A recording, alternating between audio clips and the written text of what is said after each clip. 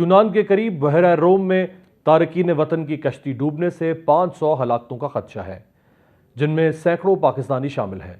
پاکستان میں متاثرہ خاندانوں کے گھروں میں صف ماتم بچھی ہے۔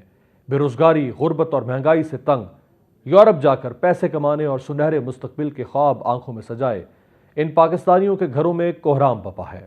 کسی نے قرض لیا، کسی نے زمین، گھر اور زیور فروخت کیے، اپنی جمع پونجی لے کر اپنے پیاروں کو روتا چھوڑا اور غیر قانونی راستوں سے یورپ کی طرف چل نکلے۔ کوئی بہنوں کی شادیوں کے لیے اور کوئی ماں باپ کے علاج کے لیے پیسے اکٹھے کرنا چاہتا تھا، کوئی اپنے بچوں کو تعلیم اور اچھا مستقبل دینا چاہتا تھا، لیکن یہ سارے خواب سمندر کی بے رحم لہروں میں بہہ گئے۔ بحیرہ روم سینکڑوں انسانوں کا قبرستان بن گیا۔ یونان کے سمندر میں انسانیت ڈوب گئی۔ اس المناک حادثے کے بعد حکومت پاکستان نے آج ملک بھر میں یوم سوگ کا اعلان کیا تھا۔ 8 جون کی رات تارکین وطن سے بھری کشتی نے بحیرہ روم میں اٹلی کی جانب سفر شروع کیا۔ تقریباً 100 فٹ لمبی کشتی میں ممکنہ طور پر 750 افراد سوار تھے، جن میں نوجوان، بچے اور خواتین شامل تھیں، اور ان میں تقریباً 310 پاکستانی بھی موجود تھے۔ بحیرہ روم میں 6 دن سفر کے بعد یہ کشتی جنوبی یونان کے علاقے پائل سے 50 میل کے فاصلے پر سمندر میں غرق ہو گئی۔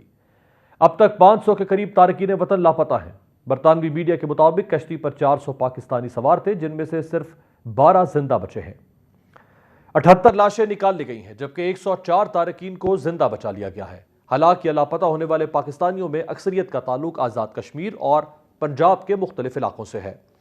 حادثے میں زندہ بچ جانے والوں نے انکشاف کیا ہے کہ پاکستانی مسافروں کو کشتی کے نچلے حصے میں جانے پر مجبور کیا گیا، جبکہ دوسری قومیت والوں کو کشتی کے اوپری حصے میں جانے کی اجازت تھی۔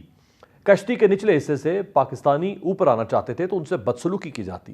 خواتین اور بچوں کو بظاہر مردوں کی موجودگی کے سبب کیبن میں بند جگہ پر رکھا گیا تھا۔ ایک عینی شاہد نے رونگٹے کھڑے کر دینے والے حقائق کچھ یوں بیان کیے ہیں۔ عالمی میڈیا کے مطابق بدقسمت کشتی لیبیا کے شہر بنغازی سے روانہ ہوئی تھی۔ 300 افراد کے بیٹھنے کی گنجائش تھی، لیکن اس میں 800 افراد سوار کرائے گئے۔ کشتی کا انجن 3 دن بعد خراب ہو گیا۔ حادثے سے قبل ہی کشتی میں 6 افراد کی موت واقع ہو چکی تھی۔ یونانی حکام کا موقف ہے کہ کشتی کو سمندر میں رکا ہوا دیکھ کر بحری نگرانی پر مامور یونانی کوسٹ گارڈز کا جہاز کشتی کے قریب پہنچا اور انہیں مدد کی پیشکش کی، لیکن کشتی والوں نے مدد کی پیشکش مسترد کر دی۔ اس کے برعکس ایک شامی صحافی علیشہ مدینہ نے زندہ بچ جانے والے عینی شاہدین سے ملاقات کے بعد انکشاف کیا ہے کہ 3 زندہ بچ جانے والوں نے تصدیق کی کہ یونانی کوسٹ گارڈز نے ان کی کشتی سے رسی باندھی، انہیں کھینچا اور پھر کشتی الٹ گئی۔ اسی طرح یونان کی اسمبلی کے ایک رکن نے بچ جانے والوں میں سے کچھ سے بات کی، جنہوں نے دعویٰ کیا کہ کشتی اس وقت الٹی جب انہیں یونانی کوسٹ گارڈ کے ذریعے کھینچا جا رہا تھا، جس سے معلوم ہوتا ہے کہ کوسٹ گارڈز نے جان بوجھ کر کشتی ڈوبنے دی۔ پاکستان سے یورپ انسانی اسمگلنگ کا خونی اور گھناؤنا کھیل گزشتہ کئی دہائیوں سے جاری ہے۔ حکومتیں آتی ہیں اور جاتی ہیں، لیکن کسی نے بھی آج تک اس مسئلے کو مکمل حل کرنے کی عملی کوششیں نہیں کیں۔ انسانی اسمگلرز لوگوں کو پاکستان سے یورپ بھیجنے کے لیے 2 مختلف روٹ اختیار کرتے ہیں۔ غیر قانونی طریقے سے یورپ جانے کے لیے قدیم روٹ کو ترکیہ روٹ کہا جاتا ہے۔ اس میں انسانی اسمگلرز لوگوں کو بلوچستان کے تفتان بارڈر سے ایران اور پھر ایران سے مکو پہاڑی کے راستے ترکیہ لے جاتے ہیں۔ ترکیہ سے پھر لوگوں کو یونان اسمگل کیا جاتا ہے۔ اس روٹ کا زیادہ حصہ خشکی کے راستوں پر مشتمل ہے۔ یونان کا روٹ بند ہونے پر انسانی اسمگلرز نے اپنا دھندا چلانے کے لیے لیبیا کے ذریعے اٹلی کا نیا روٹ اختیار کیا۔ اس نئے روٹ میں پاکستانیوں کو یہاں سے ہوائی راستے سے پہلے دبئی، مصر اور پھر لیبیا پہنچایا جاتا ہے، جہاں انہیں بنغازی اور تبروک کے علاقوں سے طویل سمندری راستے کے ذریعے اٹلی منتقل کیا جاتا ہے۔ پاکستان سے یورپ کے لیے غیر قانونی سفر کرنے کو عام طور پر ڈنکی لگانا کہا جاتا ہے۔ ان تارکین وطن کی مشکلات گھر سے نکلتے ہی شروع ہو جاتی ہیں۔ بلوچستان سے آگے سفر کرنے کے لیے بعض اوقات انسانی اسمگلرز انہیں بھیڑ بکریوں کی طرح کنٹینرز میں ٹھوس دیتے ہیں۔